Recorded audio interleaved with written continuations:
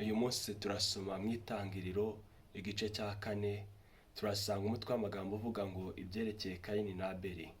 Kandi uwo mugabo atwika Eva umugore we inda, abyara Kayini, aravuga ati meshejwe umuhungu n'Uwiteka. Arongera abyara Abeli murumuna we wa Kayini. Abeli aba umwungeri w'intama, Kayini aba umuhinzi.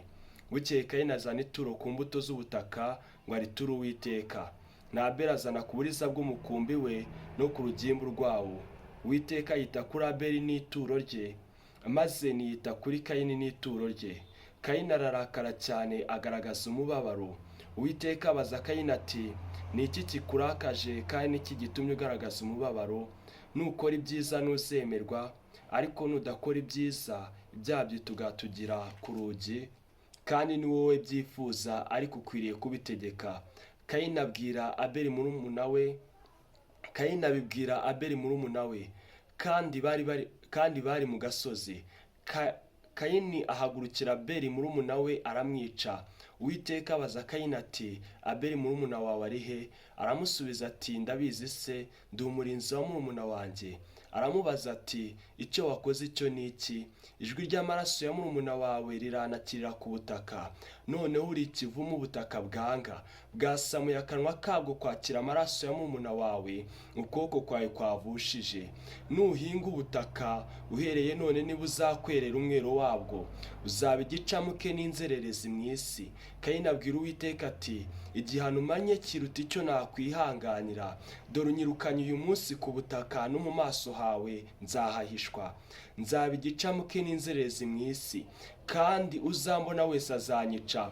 Uwiteka abwira Kayini ati nicyo gituma uwica Kayini azabihorerwa 7. Kandi Uwiteka ashyira kuri Kayini ikimenyetso, kugira ngo hatagira umubona akamwica.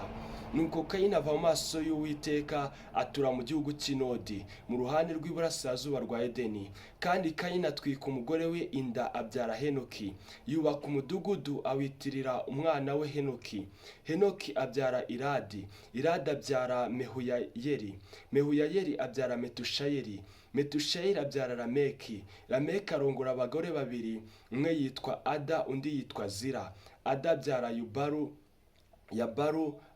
Abasekuruza b'abanyamahema baragira inka. Murumuna we yitwa Yubaru. Abasekuruza b'abacuranzi n'abavuza imyirongi. Na Zira abyara Tubarukayini, umucuzi w'ikintu cyose gikebeshwa cy'umuringa n'icyuma.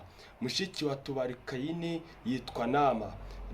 Lameki abwira abagore bati Ada na Zira nimwumve ijwi ryanjye. Baka Lameki, nimutegera amatwi amagambo yanjye. Nishe umugabo muhora kunkomeretsa, nishe umusore muhora kuntera imibyimba. Niba Kayini azahorerwa 7, nukuri Lameki azahorerwa inshuro 77. Adamu arongera atwika umugore w'inda, abyara umuhungu amwita Seti. Ati niko Imana icumbushije urundi rubyaro mu cyimbo cya Abeli, kuko Kayini yamwishe. Na Seti abyara umuhungu amwita Enoshi. Icyo gihe abantu batangira kwambaza izina ry'Uwiteka. Mwakire neza ijambo ry'Imana.